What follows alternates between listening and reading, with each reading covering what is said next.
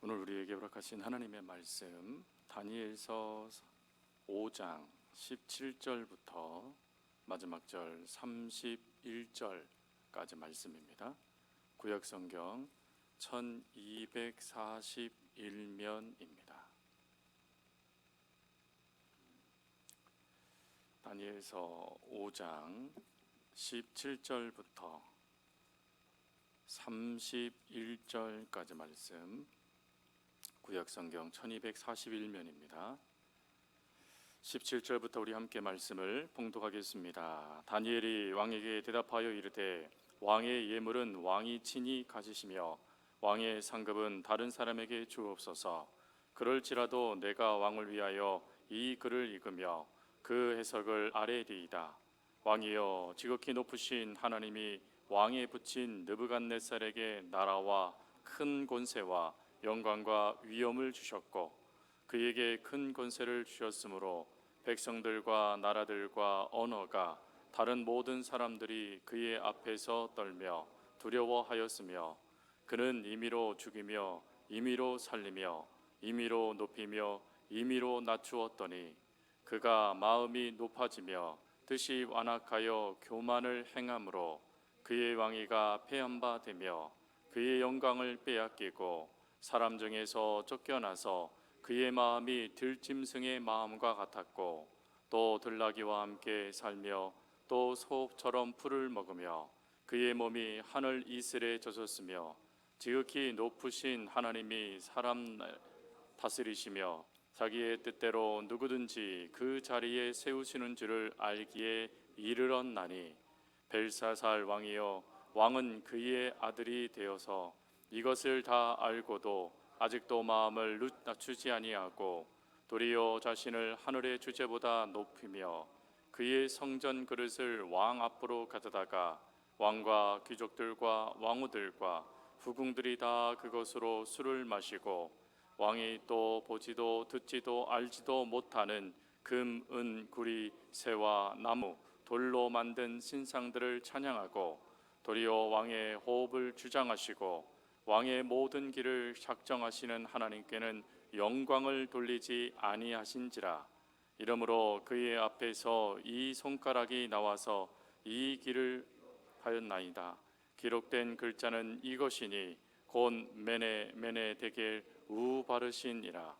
그 글을 해석한 건데 메네는 하나님이 이미 왕의 나라의 시대를 세워서 그것을 끝나게 하셨다 하며, 데겔은 왕을 저울에 달아보니 부족함이 보였다 하며, 베르스는 왕의 나라가 나뉘어서 메대와 바사 사람에게 준바되었다 함이니이다 하니, 이에 벨사살이 명하여 그들이 다니엘에게 자주색 옷을 입히게 하며 금 사슬을 그의 목에 걸어주고 그를 위하여 조서를 내려 나라의 셋째 통치자로 삼으니라. 그날 밤에 갈대아 왕 벨사살이 죽임을 당하였고 메대 사람 다리오가 나라를 얻었는데 그때의 다리오는 62세였더라. 아멘. 다니엘 5장 말씀은 우리가 이미 지난주 우리 전사님 말씀을 통해서 살펴본 그대로 이 벨사살 왕이 잔치를 배설할 이때에 국가적으로는 전쟁을 수행하고 있었습니다. 즉 전쟁을 수행하는 한편에서 그 나라가 전쟁에 집중하면 오히려 더 큰 전쟁의 승리를 얻게 되고 또 그 일로 말미암아 나라는 더 부국하여질 텐데, 이 벨사살 왕은 그 일은 등한시 여겨버리고 자신과 자신을 따르는 수많은 사람들을 데리고 잔치를 배설하고 있었다라는 것입니다. 역사적으로 보면 이 잔치를 배설할 때 아이러니하게 페르시아가 이 땅을 정복하고자 군대를 매복시키고 그리고 이 잔치가 있는 저녁에 바벨론을 침공하여 들어옵니다. 근데 그 역사가 이루어지려면 수많은 군인들이 동원되어야만 했고, 수많은 군인들이 동원이 되어진다라면 그것이 쉽게 발각될 수 있었다라는 것입니다. 그러나 왕궁에 있었던 어느 누구도 그것을 경계하지도 않고 오히려 잔치만 부리가 배설하면서 자신의 그거에만 집중하고 있었다라는 것이죠. 그러다 보니 그 결과 이들은 패망의 길을 걷게 되어집니다. 이건 역사적으로 기록되어져 있는 사실입니다. 근데 이 역사적인 사실 외에 오늘 우리가 살필 것은 영적인 사실이죠. 즉 이러한 역사적인 사실이 왜 나타날 수밖에 없었는가? 왜 발벨사사 왕은 죽임을 당해야만 했고 바벨론은 멸망을 당해야만 했는가 하는 그 역사적인 사실의 이유를 오늘 본문은 영적인 이유를 가지고 설명을 하십니다. 그리고 이 설명은 오늘 이 땅을 살아가는 우리들에게도 하나님께서 들려주시는 중요한 메시지가 메시지가 됩니다. 특별히 오늘 본문 말씀 전체를 우리가 다 살피지는 않습니다. 그 전체의 핵심이 되는 구절만 우리가 오늘 살피게 될 건데 그 구절은 22절 말씀입니다. 우리 22절 말씀을 다시 한번 봉독하겠습니다. 벨사살이여 왕은 그의 아들이 되어서 이것을 다 알고도 아직도 마음을 낮추지 아니하고 아멘. 여기서 중요한 말씀은 알고도라는 말씀입니다. 알고도 아직도 아니했다라는 이 구절 말입니다. 여러분, 하나님께서는 벨사살 왕이 느부갓네살 다음에 실제적인 아들로서 왕위로 있도록 역사하지는 않으십니다.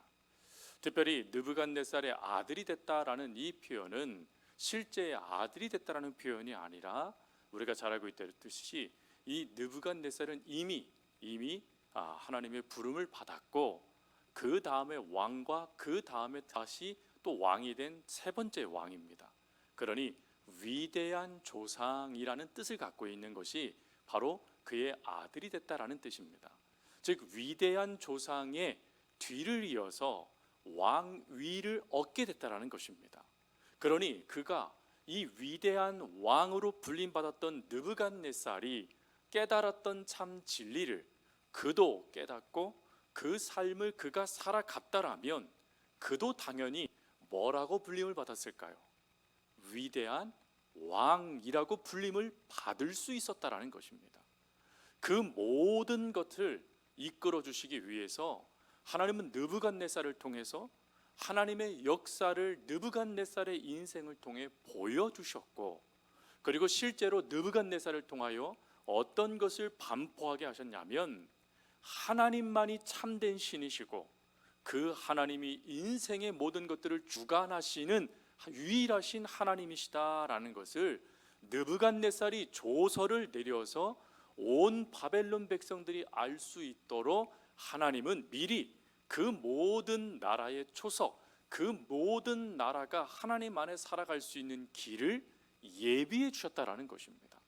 그러면 그 예비해 주신 하나님의 그 역사에 감사하며 벨사살은 자신의 위대한 조상이었던 느부갓네살의 그 행보를 자신도 따라가면서 하나님의 주권을 인정하고 누가 하나님이냐라는 그 질문에 여호와 하나님, 이스라엘의 민족의 하나님이었던 여호와 하나님만이 진정한 우리의 하나님입니다 라는 고백 가운데 그 삶을 살아야만 했다라는 것입니다. 근데 그러지 못하고 그는 어찌합니까? 철저하게 그 조상이 인정했던 하나님을 무시하는 전략을 핍니다. 그 전략 중에 대표적인 것이 바로 오늘 다니엘도 또다시 이야기한 게 무엇이죠? 하나님의 성전에 있는 기물을 가지고 술잔, 특별히 먹고 즐기는 이 타락한 현장에 하나님의 이 거룩한 성물을 더럽히는 행동을 이 벨사살이 행했다라고 이야기하는 것입니다. 즉 벨사살은 자신의 조상 느부갓네살이 행했던 그 역사를 철저하게 무시하고 그리고 그가 인정했던 하나님도 그는 무시해버리고 광기에 사로잡혀서 자신을 드러내는 삶을 선택했다라는 것입니다. 근데 그 선택에 다니엘이 무엇이라고 지금 그 잘못된 선택을 평가하냐면 왕이 알고도 행하지 아니한 것이라고 이야기했다라는 것입니다. 그 알고도 행하지 아니한 것이 무엇을 알았느냐라는 것을 먼저 장엄하게 설명을 한 다음에 그가 메네메네 데겔 우바르신이라는 그 하나님의 심판의 메시지를 설명한 것이죠. 더군다나 이 벨사살은 알고도 행하지 않은 것뿐만 아니라 23절 말씀에 가보면 또 이렇게 되어져 있습니다. 도리어 자신을 하나님의 주제보다 높이며, 분명히 느부갓네살은 자신보다 뛰어나신 분이 하나님이시다, 그 하나님 안에 우리의 인생이 있다라고 반포했습니다.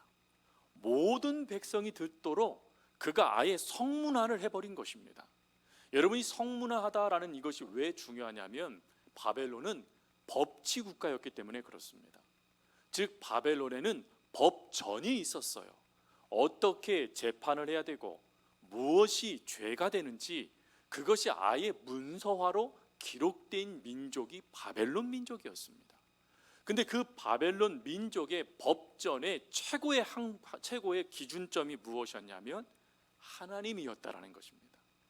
하나님의 말씀을 어기고 그 하나님을 무시하는 것을 죄로 여기는 것이 느부갓네살의 반포한 법령이었습니다. 근데 지금 그 법령을 이 벨사살이 무시해버리고 있는 거예요. 그리고 무시할 뿐만 아니라 자신을 그 하나님보다 뭐 했대요? 높였답니다.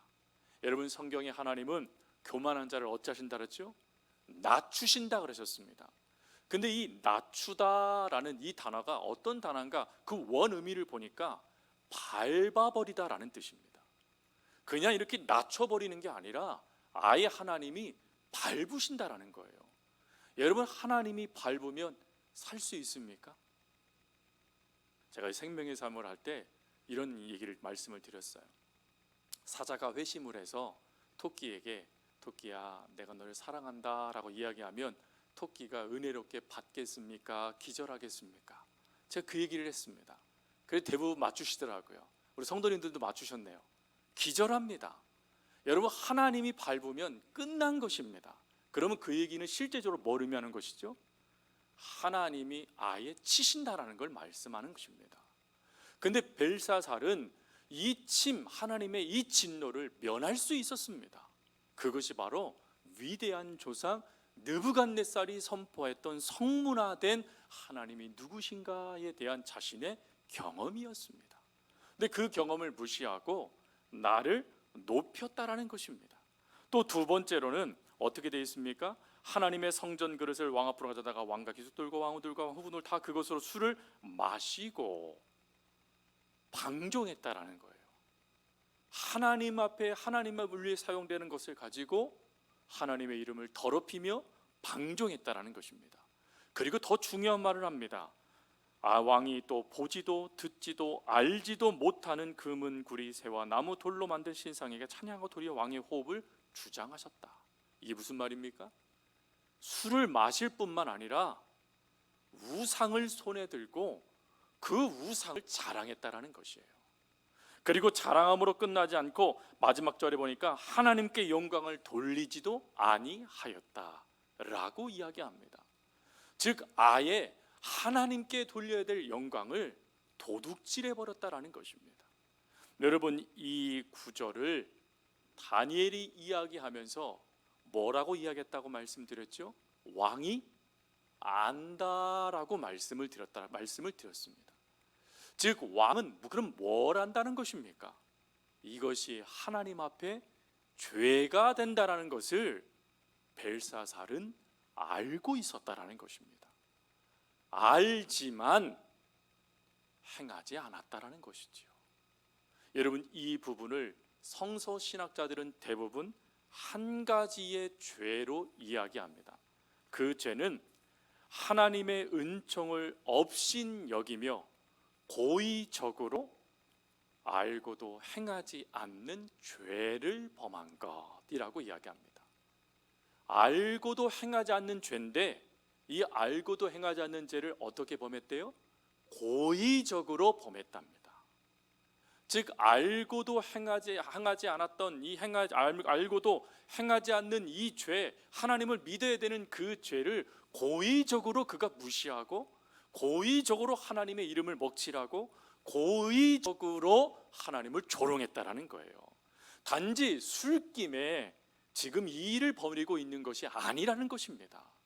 철저한 계획을 갖고 고의적으로 누가 위대한가 이걸 자랑하려고 하나님의 이름을 먹칠했다라는 거예요. 근데 여러분, 우리는 고의적으로 알고도 행하지 않는 이 죄를 범하지는 않지만 우리는 알고도 행하지 않는 죄를 범할 때가 얼마나 많습니까? 하나님의 말씀대로 살아야 된다는 거 모르는 성도 없습니다. 하나님의 말씀은 반드시 지켜야 된다는 것 모르는 성도들도 없지요. 그런데 어찌합니까? 알지만 행하지 않습니다. 어느 때는 또 이렇게 얘기합니다. 하나님이 이해하실 거야. 하나님이 이해하실 거야 라는 자기 주문을 외우고 그리고 엉뚱한 죄를 범해버리죠. 그게 우리라는 것입니다. 또 그것뿐입니까? 여러분, 내가 타락했는가 아니면 내가 올바로 가고 있는가 하는 것을 점검할 수 있는 하나의 기준이 있는데, 그것은 내가 지금 하나님의 말씀에 순종하고 있는가 순종하고 있지 않는가를 보면 알 수 있다는 거예요. 근데 그 순종하는 것 보는 것도 좀 어렵다 하시는 분들을 위해서 또 한 가지를 이 말씀을 드리면, 하나님께 내가 영광을 돌리고 있는가 돌리고 있지 않는가 이 한 가지만 보면 지금 내가 알고도 행하지 않는 죄를 범하는가 범하지 않는가를 판단을 내릴 수 있다는 것입니다. 여러분 어떠세요? 하나님께 영광 돌리고 계십니까? 이상하게 우리 교우 성도들은 이렇게 질문을 하면 대답을 잘 안 하세요.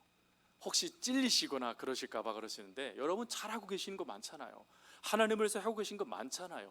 부족할 수 있어요. 연약할 수 있죠.